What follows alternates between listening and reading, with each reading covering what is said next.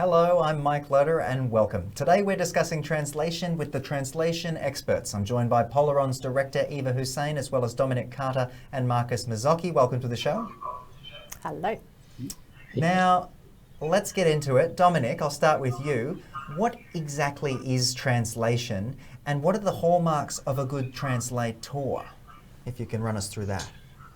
Okay, so an easy question in the business that we're in, I guess. Translation is the conveying of a piece of written information. It could be any piece of written information. It could be prose, it could be article, it could be a scientific journal, it could be poetry, it could be really anything, a poster. And you have to convey that message from one language into another, staying true to the meaning, as well as the purpose of the original text. So it varies in difficulty in many ways. You can imagine that poetry is very difficult to translate, and maybe instructions on how to put together a piece of furniture are relatively easy to translate. So a good translator is somebody who can put himself in the head, him or herself, in the head of the author and in the head of the reader and convey that message with clarity and with the same intent. So a good translator is most of all only as good as their last job. I think that's probably the most important thing. You have to continuously strive to improve. You need to research. You need to understand how your world of translation is evolving. Language evolves all the time, and so do the tools that you use in translation. So you need to keep abreast with all of that, and a good working command of culture in general is useful. Above all, though, of course, you need to have perfect command of the two languages you're translating from and into. Yeah, right. Great rundown. Now, Marcus, why should organisations work with these professional translators that we were just talking about? Thank you, Mike. That's a great question. So if you think in the context that companies have spent many years building their businesses and their reputation is linked to their product and also their professionalism and how they present themselves and their brand image. So whether they are translating contract or product information or marketing materials, it's important that they have a qualified translator doing that, and I can tell you why. So this person will usually have a qualification in the field of translation. It will be, usually be part of a professional association, and this means that they will have the right skills to provide accurate translations, consistent translations, translations that use the right idioms, and translations that account for context and culture. Now, making sure that the translation, that it's culturally appropriate is very important for organizations. If they're trying to enter into a new market, or if they're trying to target their message to a certain audience, promote a product to multicultural audiences, a professional translator will definitely help them achieve that. So in the long run, there are no shortcuts. Having a qualified translator, will save companies a lot of time, a lot of money. It will help them maintain their brand image, and just overall will help them be successful, promoting themselves, their product, and their message. Yeah. Very well done there. How can people know that they're getting a good quality translation though, Dominic? And are there many cases of people actually getting into the job when they're maybe not qualified to do so? Okay, two different questions. Let's do the second one first. People end up being translators sometimes just through circumstance, and interpreters as well. I'm going to bunch the two together for the sake of this answer, but if you go to the doctor and your mother doesn't speak English, but you speak English and you speak your mother's language, you might suddenly end up translating.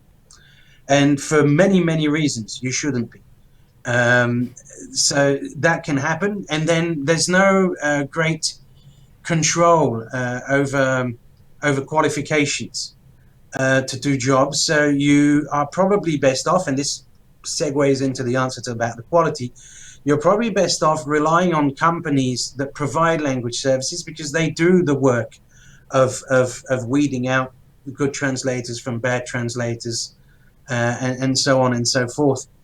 And what is quality itself is a very open question. There's no great definition of what quality means, but first of all, it should be fit for purpose. The goals of the translation needs to be the same as the goal of the source file. It has to be.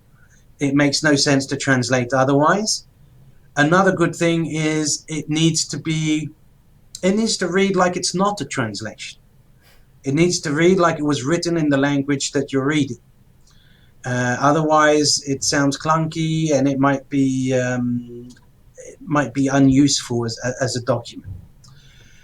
If you don't speak the language, though, that's probably more difficult to work out if you've got a good translation or not.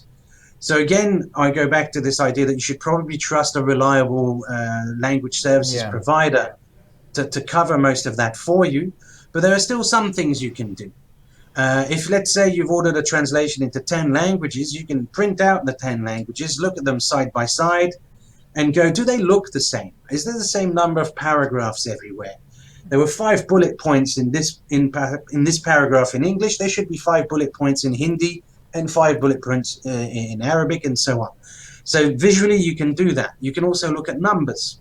You can look at email addresses. You can look at names. You can look at links. And you can also look at things like bold and italics and headings and so on and so forth. So you can do a superficial job, and you can tell that if something doesn't look right, it probably isn't right. So that's a very good guideline if you don't know. But ideally, you just need to trust that you're dealing with a company that will cover these things for you. Good companies tend to use at least 2 linguists on any job, so that there's a 4-eye principle. There's 6-eye principle for most reputable providers as well. So you're checking, somebody internally is already checking for all the things I've just outlined. And, project managers at Polaron don't speak 46 languages.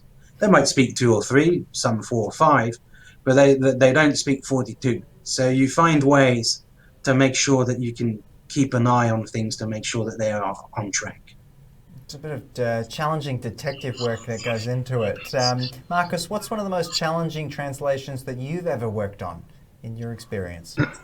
Well, thanks for the question, Mike. Well, I've worked as a translator for a few years, and I can tell you, I don't have a specific translation, but I can tell about the challenge of translating scientific articles, which is what I did for many years. So to start, something that happened quite often and that was very challenging to deal with, it's unclear source documents. So I can tell you that scientists are really great at what they do, but they're not often great writers, right? So many times you find that you're dealing with an article that has very long and ambiguous sentences that is very hard to translate, and there's usually some back and forth to find out what is the real intention and meaning of that sentence before you can translate it. Another challenge of translating a scientific article is that even scientists and researchers they use different words and phrases to reference scientific and clinical terms. So there's quite a bit of research to be done by the part of the translator before you can move forward with the translation. And while meaning is important, you want to convey the original meaning of the author, and this is important for every type of translation. This is especially true for scientific articles, because if you change the meaning of just a single word or a single sentence, that might be the reason why the article will fail the peer review and not be published down the road. So there's quite a little bit of stake in there. And these are just a few of some of the challenges that I found when translating. I can only imagine. Most of us don't understand science at the best of times. But Marcus and Dominic, thank you so much for joining us on today's discussion. Thank you. Easy done. All right, Eva, give us a little bit of a summary of what we've just discussed with the guys on the other end. Yeah, so what a great team, and how succinctly and eloquently were they able to explain their work. I can just add that I still work as a translator every now and then, and I love the work. I can't choose whether it's interpreting or translating. I love more. But translation is not an exact art. It is subjective, and I think what Marcus and Dominic explained is that you've got to start with a really good source document. When things are written, well, let's say it's a translation from English into another language, a set of languages. If the source text is good, then the job of the translator is much easier, and also the accuracy, or I guess the beginning of the project is a better start. Yeah. And then, we all make mistakes.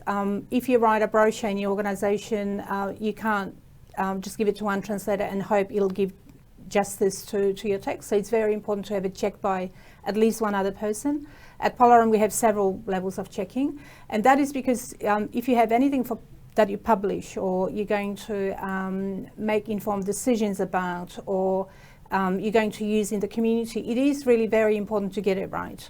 And at the moment in the pandemic, there's so much misinformation, so I think it's even more important to equip the community with the right translation so that they can make the right decisions for themselves, because it is a matter of life and death. Yeah. And translators are part of the essential service that we provide, and I just wish that our work was more appreciated, I guess, because we often work behind the scenes, and you end up getting something that looks Chinese or Portuguese or French or whatever, but there's actually a lot of technical work that goes into making it right. So on top of that, we do glossaries. Sometimes you have a whole team of people. So on a given project, we might have up to 150 people. So Marcus manages a team of project managers that then liaise with translators. So it's like a massive undertaking. And really, look, at the end of the day, we want the communities to use the information to make informed decisions. And for that reason, we've got to get it right every time. The unsung heroes of quality control. That's and us. Communication. Yeah. That's us. All right, guys. Now, if you've got any questions about engaging with your multicultural audiences through interpreting or any other services that Polaron offers, contact details are on the screen, and their amazing team will be more than happy to answer any questions you might have. Thank you so much for joining us for today's discussion.